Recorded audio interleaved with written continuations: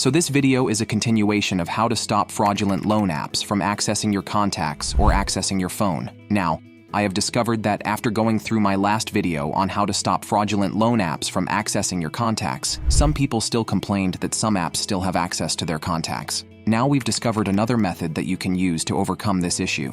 Now the method is simple and straightforward.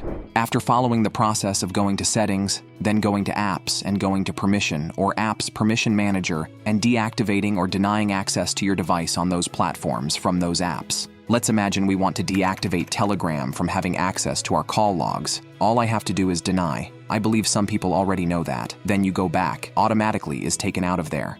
Now, if in your case they still have access to your contacts, or you still see those persons actually accessing your contact and sending messages to your contacts, to your friends and family, all you have to do is look for that app. Now let's go back to Telegram. This is a Telegram. All you have to do is click on it for a very long time. Click on App Info, then scroll down. Scroll down. Now look for this area that talks about storage and cache. This cache is like the hub for storing your data. Even though you have denied it, it has some stored data on your platform or on their platform. So now all you have to do is clear cache. In some cases, such as the hub, it does not really save much space like this. All it does is just save a little data, maybe like a small megabyte. Now as you can see, this has been reduced to like 14.5 megabytes, which is probably the size of the app on my phone. Now for a better understanding, let's use one of these loan apps, like this one here, this Umba. Now all you have to do is click it for a very long time, then click on uninstall. Then you don't have to stop, just go to clear storage. So now it is clear, which talks about what they have stored on their part.